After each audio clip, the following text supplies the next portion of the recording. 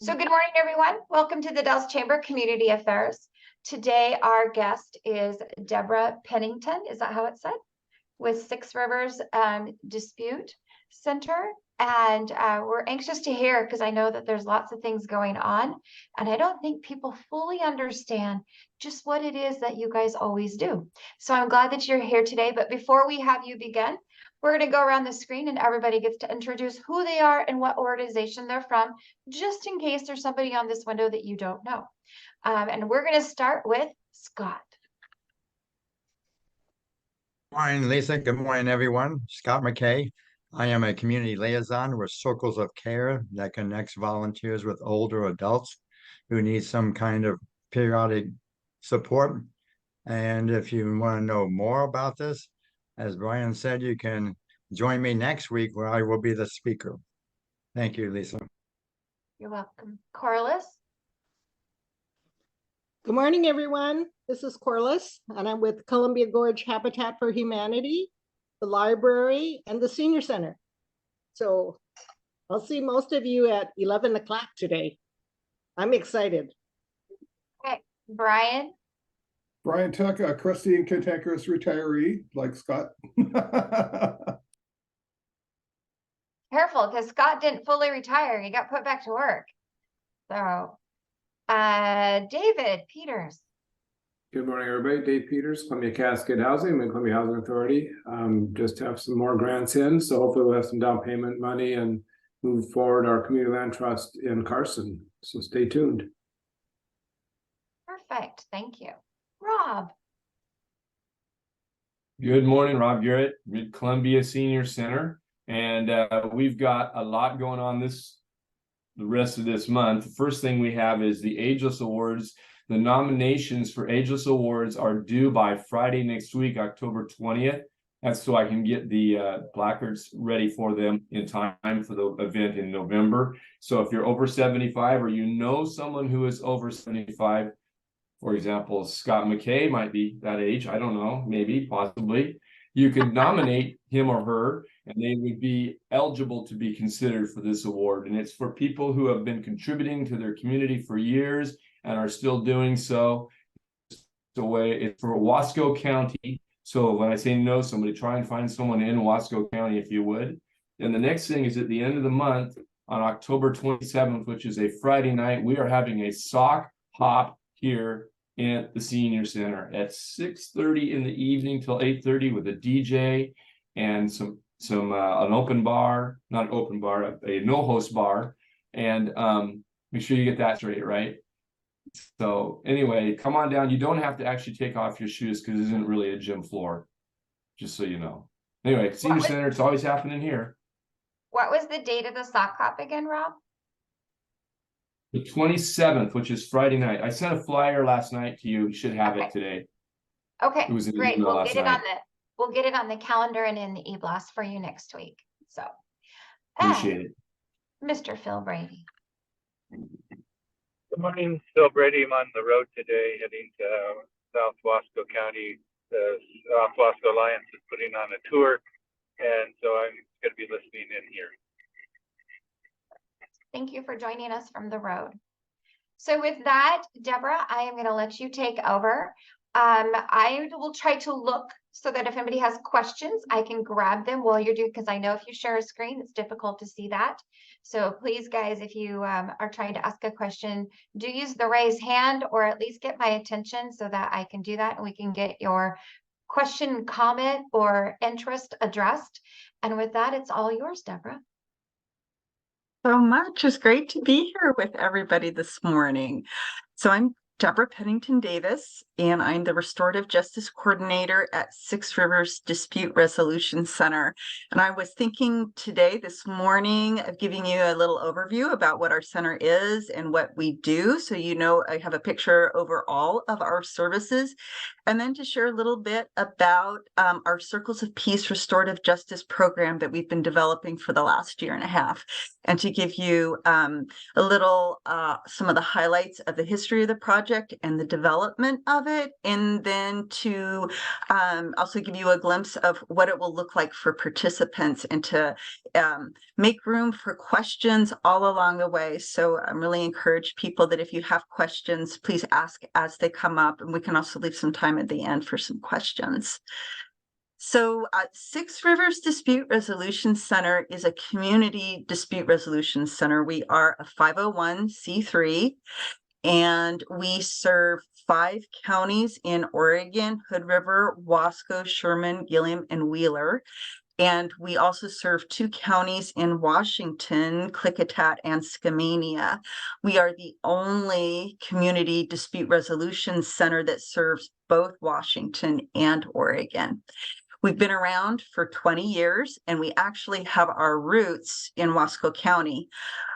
So we started up in the Dalles with startup money from Wasco County and the city of the Dalles. And so those are where our roots are. Some of our core services, and as a 501c3, we don't turn anyone away for an inability to pay. Our services are either free or low cost. They're highly subsidized through a variety of grants. And our core services, mediation is what most folks think of when they think of Six Rivers, our mediation services. We provide mediations for a whole variety of situations. We provide family mediations, which might be disillusions and parenting plans for folks who are divorced and are parenting together. We can provide parent-teen mediations. We can provide facilitated conversations for adult children who are having hard conversations about how to care for their parents. We also do neighbor-to-neighbor disputes, business disputes, pretty much any kind of a dispute where people are needing help with that hard conversation. And especially for folks who want to avoid the cost of court and that win-lose situation of taking an issue to court, because in mediation, it's a voluntary process. And in order to reach an agreement, everybody has to be able to get what they need. And that's the heart of mediation, is helping both parties get the things that they most need from the situation, which is why folks keep coming back to us. Six Rivers is also the USDA Certified Agricultural Mediation Center for the whole state of Oregon. And that means we have highly subsidized rates for anything having to do with the agricultural sector. And that could be a farmer or rancher with a government agency. That could be neighboring farmers with some disputes over boundaries or our water rights issues. It could also be a family inheritance with a family farm, and it could be farm worker and employer. So it could be any of those situations. So just to know that a lot of those agricultural mediations are free and subsidized through the USDA agricultural program. So that's one of our core services, is mediation. We also do trainings for schools and businesses, and we provide basic mediation training for folks who want to enter the mediation field, or who would just like to be able to bring those conflict resolution skills into their daily lives or into their family or their neighborhood. We also, one of our services that we've been doing quietly for years is restorative justice, which is an alternative way of resolving harm. And through a grant from the Oregon Criminal Justice Commission and a grant from the Oregon Department of Justice, for the last year and a half, we have been building a restorative justice option for survivors of harm here in the Gorge in our Oregon counties. And so I would like to be able to share I have some slides that share the history of the project and the development of the project. And I'd like to kind of hit some of the highlights of those. I won't cover all of the slides because that might take a little too long. But if anyone is interested in looking at all of the slides, I'm happy to send those out and to share those. And if you have questions along the way, please feel free to ask. So I'm going to go ahead and start sharing screen. Since everyone's seeing my slides. Okay, Yes. so Yes.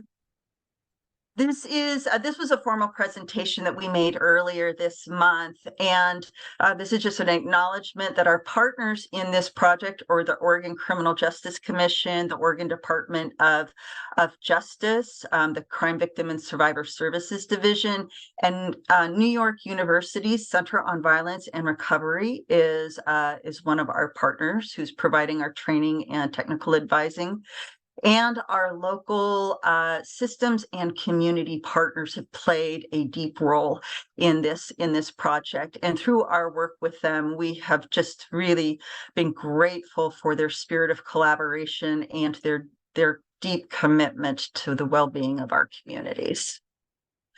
And here's a graphic that shows our service area. You can see it's a pretty wide geographical area, and they're all rural counties, and it includes all 7 counties, 2 in Washington and 5 in Oregon. It also includes the treaty fishing access sites served by the Columbia River Intertribal Police. And here's a little slide that explains in a nutshell, what is restorative justice. When harms between people happen, restorative justice is a process that can address those acts of harm. It centers the needs of survivors and impacted community members and supports healing and safety. It encourages offenders to take responsibility for their actions and to repair the harm they caused. It is a voluntary, flexible process that can be adapted to meet the needs of communities and participants.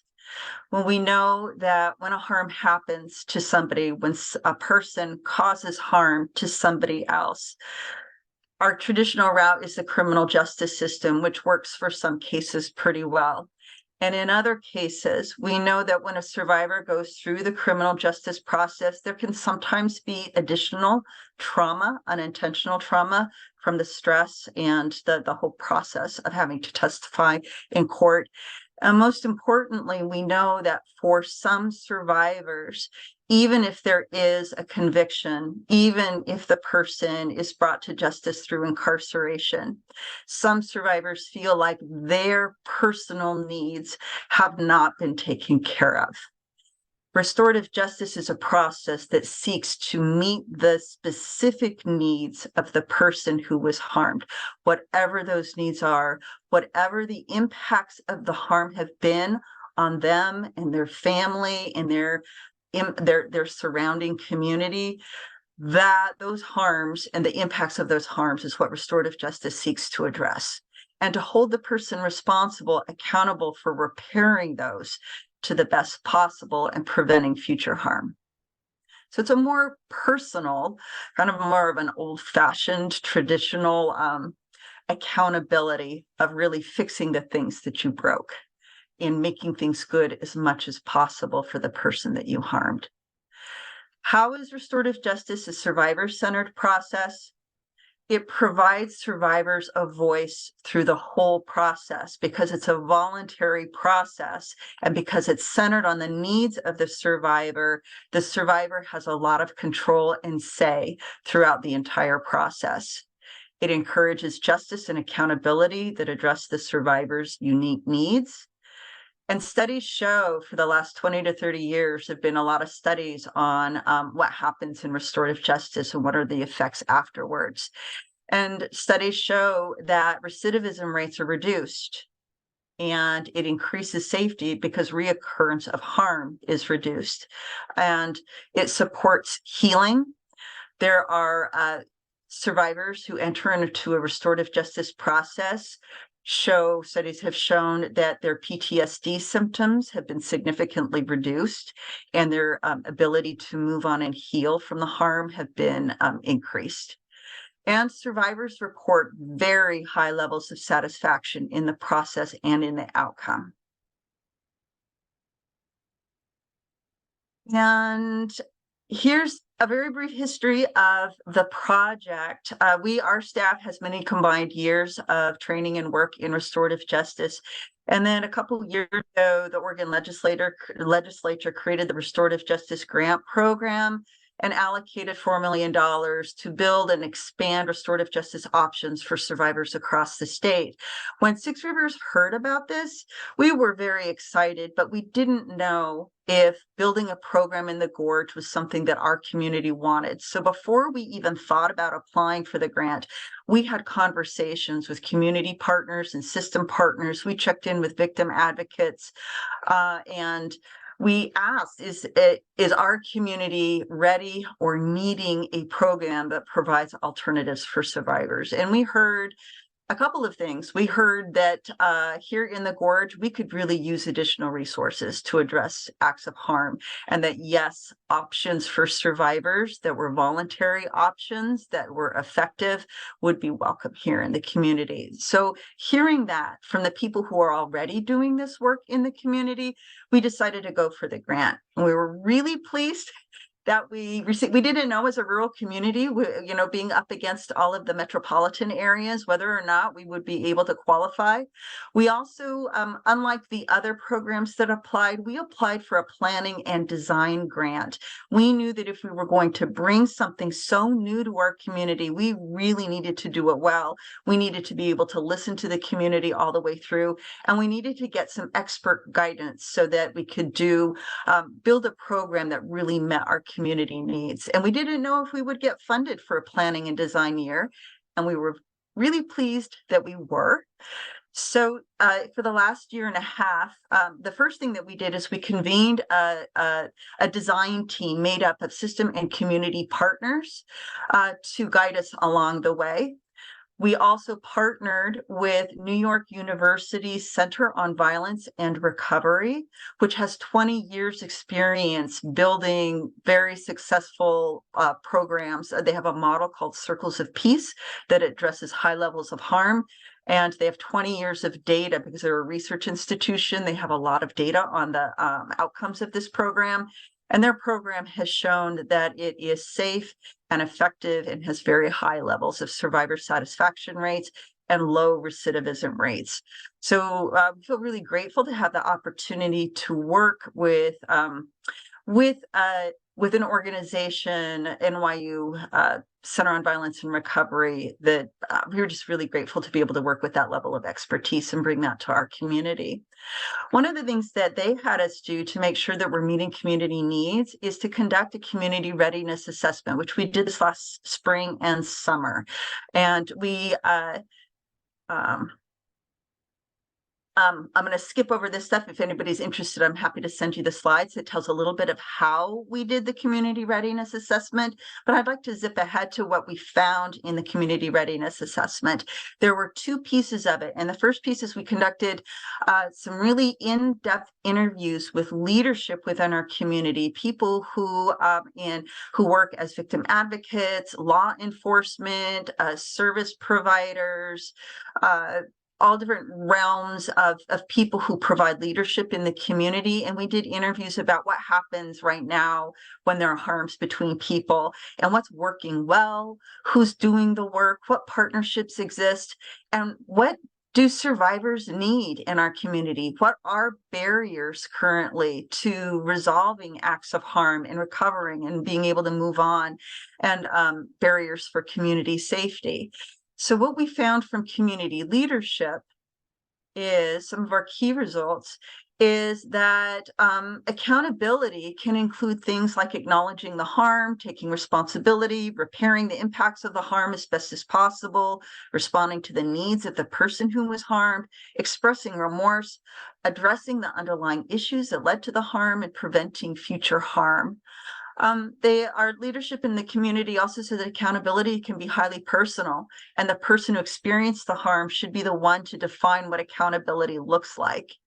And that incarceration can be a part of accountability, but it sometimes doesn't provide meaningful accountability, and sometimes it can cause additional harms. And that a person who's experienced harm needs to be believed. They need safety, confidentiality, to have their wishes respected. They need options and choices. They need resources for healing and accountability from the one who harmed them. I'm going to skip through some of these others because these actually are just kind of restating some of the things that I've already said. And again, I'm happy to send these slides out if you'd like to take a closer look. One of some of the other things that we heard from leadership is that that our community has become especially skilled at collaborative work for different agencies and organizations to work together to solve big community issues. And that's a little unique that that level of collaboration exists. So that's something that we learned. We also learned that promoting healthy social connections is really important, and that it strengthens the safety of our community when people feel more connected to our community. And the barriers to safety and resolution of harm in our community is mental health and substance use disorders and trauma, including historical and cultural trauma, poverty, housing insecurity, and racism are elements that contribute to harm. And that we heard that people were really open to a new program that provides options for survivors. Concerns were that folks said that they really wanted to make sure that participation was voluntary for both parties in order for it to be meaningful, and that both parties need enough information to make informed choices. And there, in a restorative justice process, there are repair agreements that are reached that meet the needs of the person who was harmed. And those are really specific. They can look very different from case to case. And then it's really important to leaders in our community that follow through on those repair agreements is monitored and ensured. And then we took the results of the interviews with leaderships, and we turned it into a survey for the community. And we advertised widely to get as many responses from as many different folks within our service area as possible. Most of our responses came from Wasco County, the Dalles, and some in Hood River. But we did get responses throughout our whole service area. And what we found, some of our key, I'll just show you a few graphs this one is asking, what does accountability look like to you? And we encourage people to check all that applies. And this shows you the top choices. The highest, the option that was chosen the most was taking responsibility for the harm caused, followed by acknowledging the harm that was caused, learning new skills to prevent future harm, addressing the underlying issues that led to the act of harm, and repairing the harm as best as possible, which really mirrors what we heard from leadership in the community. We were really surprised to see, if you look at the far right of the graph, is there a question? This is Phil Brady. As I'm traveling, I'm losing contact. I saw your presentation earlier this month, and since I'm going to lose contact, just wanted everybody to know that I'm really excited about this program. You might recall I was the person who was peppering you with questions, including the book Touching Spirit there. That's right. Thank you. Yeah, I'm really, once again, I'll be losing contact here, but thank you for bringing this program to our region. Thank you. So if you look at one of the things that surprised us in this survey is if you look at the far right of the graph, this gray bar is incarceration, that it does accountability include incarceration depending on circumstances, is this gray bar. And about half the participants said yes, depending on circumstances, incarceration is part of accountability. And then is incarceration all or most of the time accountability? There was only one respondent who said that yes, incarceration is important for accountability all or most of the time. So that was, this is what we've seen with what the community has told us about accountability. And as we're going to keep keeping this survey open for our entire pilot year. So we'll encourage people to keep doing this. And as we monitor, as more responses come in, these results are staying very stable. They have, as more people provide answers or provide their options, it just is keeping the same results are showing up, which is really encouraging to show that these results are pretty stable. And I'm just going to skip to this next one. This one is, what do survivors need after an act of harm? Check all that apply. And if you look at the graph, I think the big takeaway is survivors need a lot of things. And the top 5 things that were chosen is number 1, safety. Number 2, to be believed. And then trauma-informed support services like mental health counseling to get their basic needs met, like medical, housing, and food.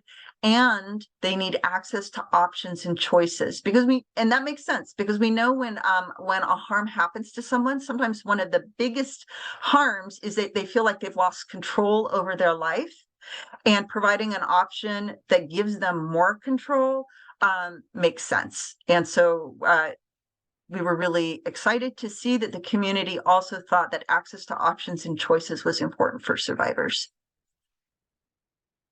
What do people who cause harm need after an act of harm? Check all that apply. And you can see this is actually pretty consistent with what people thought accountability looked like. So the number 1 response was resources to resolve underlying issues like access to treatment for substance use disorder, a path to re-enter the community safely, evidence-based interventions to help change behavior, accountability to the person who was harmed, and internal motivation to change. Those were the top responses. And I'm going to skip ahead. We also asked folks, if we're building the Circles of Peace program, how interested are you in actually being involved in the program? Because community volunteers are a really important part of the program. And we were super pleased to see that almost 2/3 of respondents were either interested or very interested in being directly involved in the program.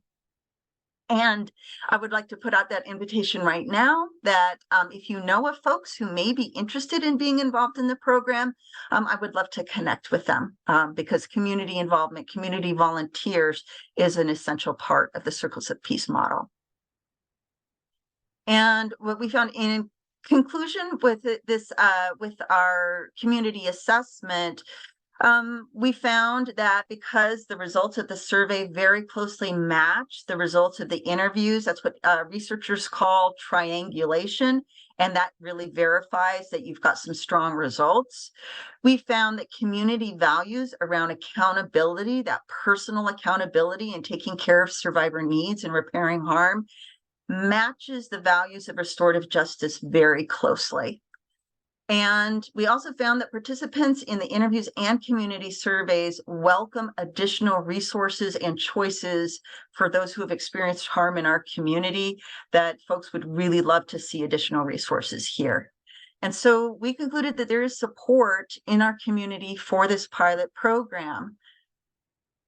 So what the next steps are is we're moving towards, we're working on finalizing some details of developing the program, and we're going to run our pilot year in 2024. We'll probably get going a little bit before the beginning of the new year. And every step of the way in this project, we have been connecting with the community to see what community needs and values are. And as we run this pilot program, that will continue with the need for really involved, committed community volunteers who will take part in the process alongside participants. In fact, in the Circles of Peace model that we're using from the Center on Violence and Recovery, their research shows that the presence of a trained community volunteer in the process helps reduce recidivism rates, because community volunteers, folks who are participating in the program, become more connected to the community, and there's a feeling of being supported by the community and a feeling of being held accountable by the community. So that piece, the research shows that community involvement is really important in resolving harm. So one of the reasons we chose NYU is they have 20 years of proven safety and effectiveness. They have their Circles of Peace program is being run in established programs in Arizona, Utah, Washington, D.C., and Vermont. And they're currently building 7 additional programs. It's a proprietary licensed model, and we are the only Circles of Peace program in the Pacific Northwest.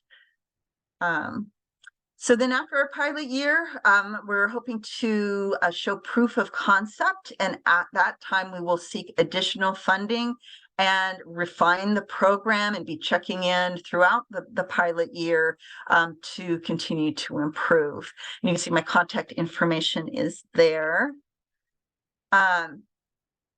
And so I'd like to take a pause for a moment. I would like to be able to share what does it actually look like when participants are in the circles of peace, when they go through that process.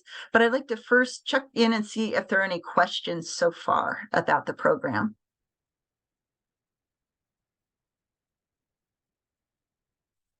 Right. Well, then I'll just describe when the Circles of Peace model is built on a peacekeeping circle process, which is a process for it's a process that has been around for thousands of years. It was built in indigenous communities, and the Circles of Peace model is not exactly an indigenous process, but it is based on some of those principles that have been working for people across the world in many different cultures before there was the modern criminal justice system. This is a very traditional way of handling harm when it happens in a community. And in the Circles of Peace model, the people who sit in that peacekeeping circle, you have the person who was responsible for harm, and they bring a support person. And this is a person who can help them rise to be their best self. It might be a family member or a friend, and it is somebody who's not going to enable them, but who is there to help them improve their lives and to support them in that way. Then there's the person who's experienced the harm, and they bring a person who has their support person who is there to support them in the process. There are 2 trained staff circle keepers who hold that space and keep the process moving forward in a safe, productive way. There is a trained community member who is there to provide kind of their life wisdom and to provide communities that they're there to kind of provide some support. They're not involved in this situation, so they can provide an outside perspective. And often folks who have caused harm have very weak social supports. And so bringing in that community member is a piece of helping to kind of rebuild some community connections. Also, depending on the type of harm and the desire, the circumstances of the case, there may also be a certified victim advocate who also appears in circle to help make sure that balance of power, that if there's an added protection for the survivor of harm. And sometimes because in the Circles of Peace model, it isn't resolved all at once. There isn't one meeting. Depending on the severity of the harm, these circles can meet for weeks. They can be ongoing, sometimes for months. The first layer of circles are run where the 2 folks are not brought together. They're circles where the person who is responsible harm is meeting with everybody to get ready to take accountability. And the survivor of harm has the option of doing the same to be able to start understanding what have the impacts be, what have they been, and what are the things that I really need in order to be able to move forward. So those processes happen independent of each other.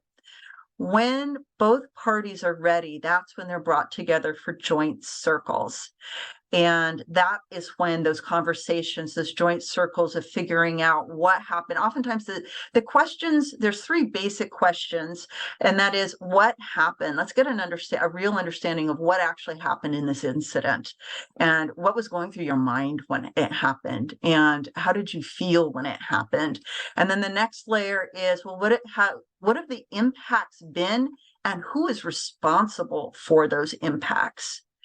And then the next layer is, well, what needs to happen now in order to repair those impacts? Depending on the complexity of the case, it may take time to go through each of those and really get to the bottom, to those root issues. The whole goal is to get to the root issues that led to the harm and resolve those so that harm does not happen again, either to this person or to anybody else in the community. So this is not, unless the case is really simple and straightforward, that might take, that might be resolved in a couple of weeks, but it may also take a series of months for this to be resolved satisfactorily. And then to monitor and make sure that the repair agreements have been followed through. So that is sort of an overview of the process and who is in the process.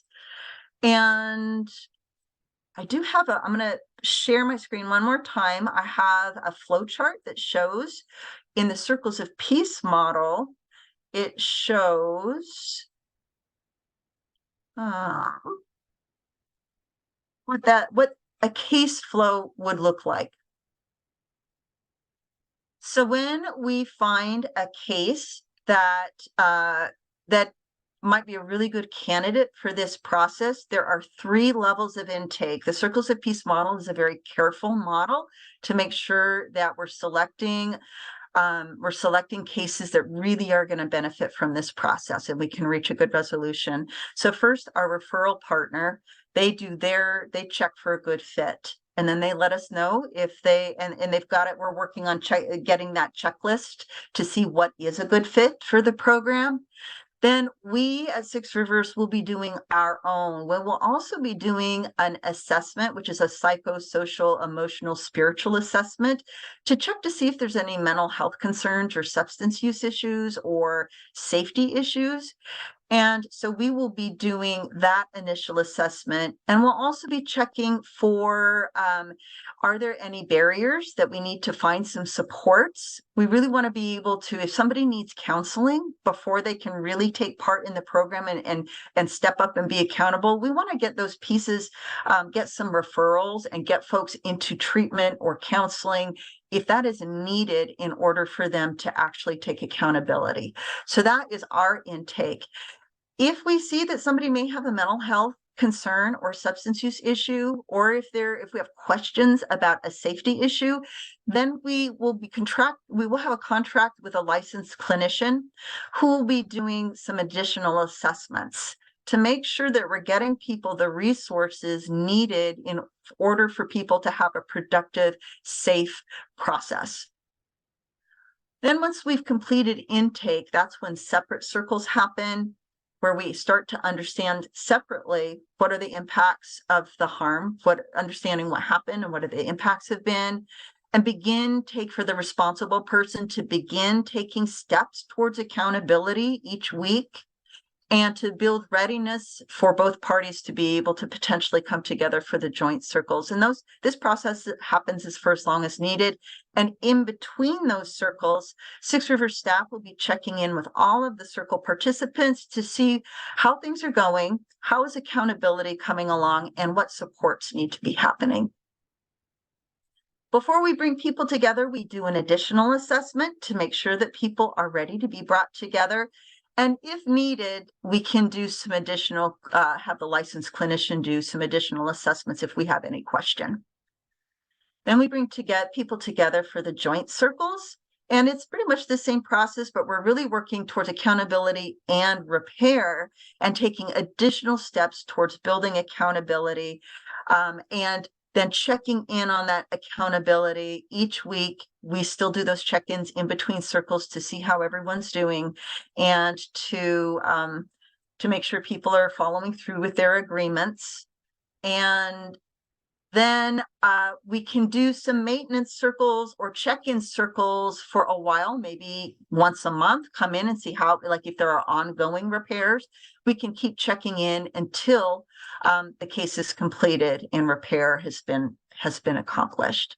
So that gives you a little bit of idea of what happens when a case will be coming to us in our pilot year. And I think with that, I will turn it over for questions, and also welcome Lori Loringer is here, and she is part of our restorative justice team, so she can help me answer any questions that come up. And some of you, Lori's done so. Lori, could you actually, Lori has worked in, Lori used to work at the Yes House. Some of you may be familiar with that. And so she may be familiar to some of you.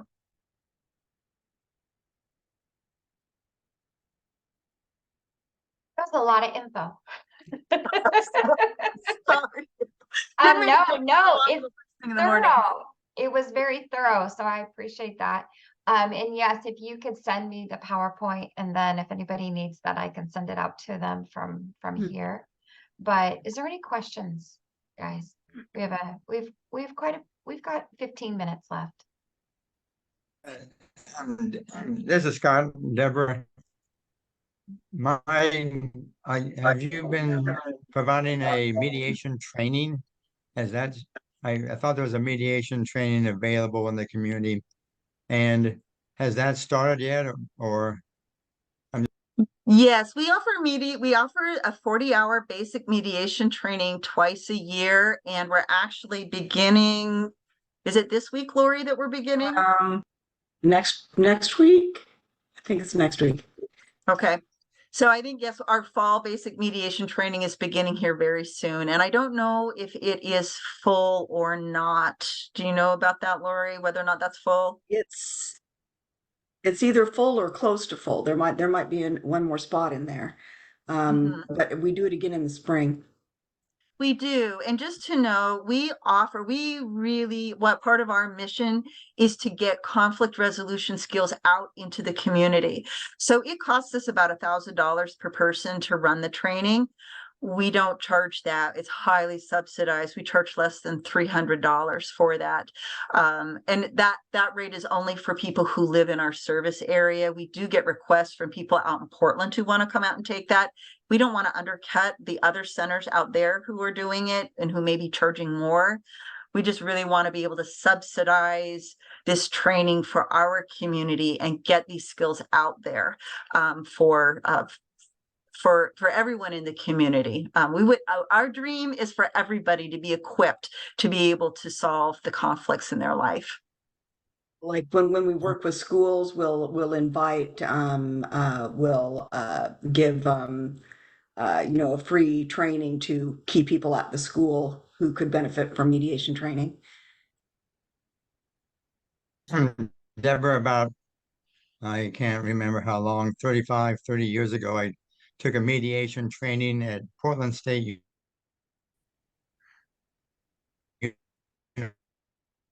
University, and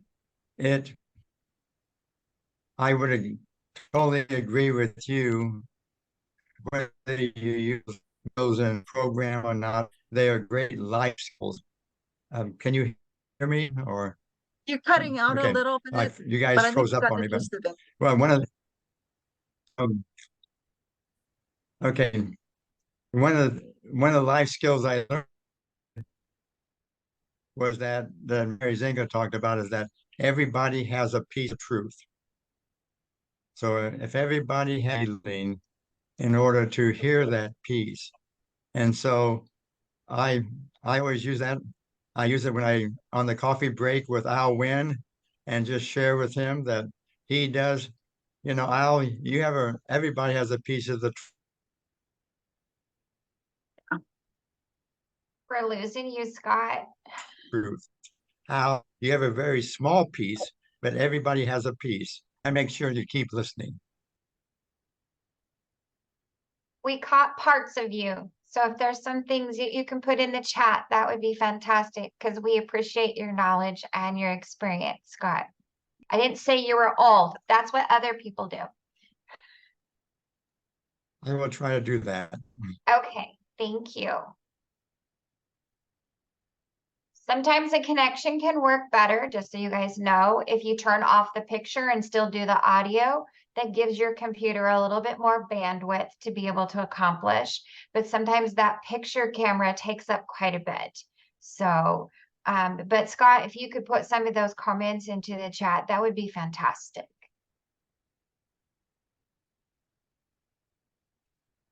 Any other questions or comments? Or do you want to try again, Scott, without your camera? Can you hear me now? Yeah, Am I right now? Yes. I'll tell you. Okay. I'll tell you if you pause or sound like a robot. Let me sum up what I said in about 25 seconds. I recommend everyone to a mediation class because you learn a lot of life skills. And one of the life skills I learned from Mary Zinker was everybody has a piece of the truth. And that encourages you to listen to what that person has to say in order to find what that piece is. And so it's a great skill. And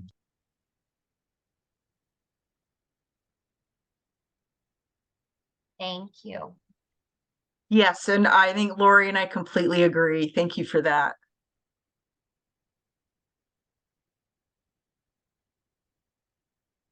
Any other questions? Deborah, thank you. You were very thorough. I love the flow chart. Actually, I love that the best. Just because it's a process and we can see and visualize all that work and all the layers and exactly what that is doing.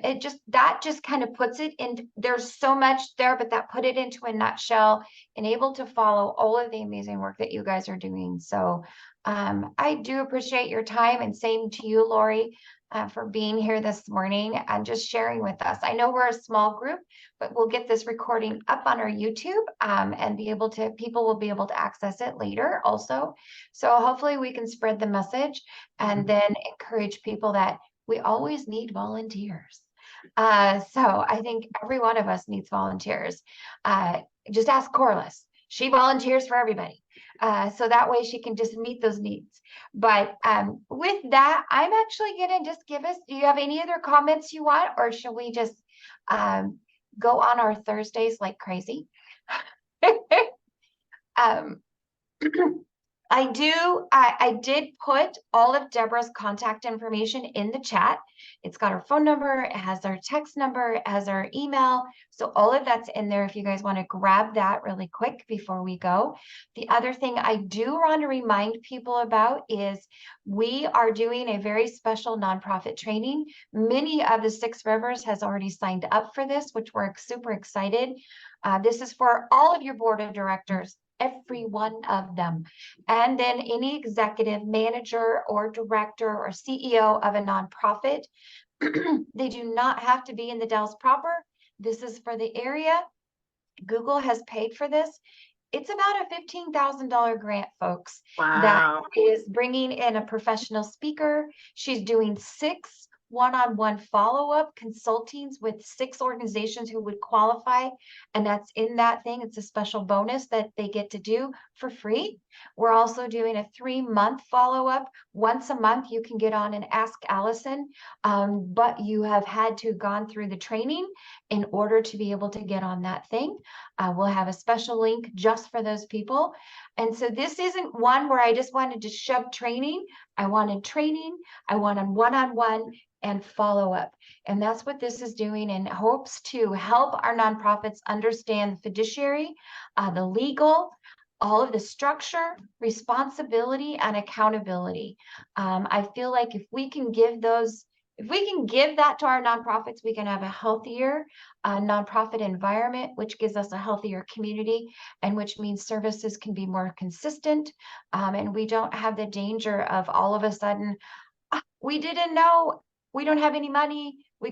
Everybody needs to do this as a crisis and do that, which we know sometimes it works because we have a caring community, but that's not a really good, healthy, sustainable method. So we need to make sure that our nonprofits are sustainable and people are aware what the proper procedures are. So this is what we're doing. Absolutely every bit of that is free to our nonprofits. So please spread the word. I know everyone on this screen is associated with at least one nonprofit, if not 5. So please spread the word. I put it in the chat also. Easy ways to go to thedallschamber.com. And it looks like Scott is actually officially raising his hand. Well, Scott, what's up? yes, 2 things. One is I would recommend everybody read the chamber newsletter or chamber blast that they send out. I don't know how many times a week, but that's one of the first things I read to find out all those things that are going on. And then the other is today is the ribbon cutting, I believe, for the annex, and that's at 11 o'clock, is it? Or 11 to 11:30-ish. because there's Okay. speakers and presenters. We're never sure. And then we're cutting the ribbon at the very end. I did put the link for that event into the chat also. So that'll be at the annex down on 2nd Street, grand opening and ribbon cutting. So we're bringing the giant scissors and the smiles and the ribbon. So the rest of the people are there, the ones who did the hard work. But yes, that is today at 11 downtown. And like I said, to 11:30-ish. Depends on how long-winded everybody is. No, there's a lot to celebrate. So that's going on today too. And with that, let me just take a look here. Do I have a flyer or info that you can give your board? Yes, and actually, if you, who's that? David? David, I'll email you as soon as we get off. Yes, I have an email I can send to you. So, any other questions? I think we've got a full Thursday ahead of us. Thank you, Debra, for kickstarting it with such great information, such a positive impact on so many counties. I don't know how you guys keep track. Just one is enough for me. And so I appreciate your time and your dedication and your passion. You guys have an amazing Thursday. It's supposed to have sunshine sometime today, so go find it. Anyway, you guys take care, and I'll talk to you guys later. Thank you so much. Yeah, thank you so much.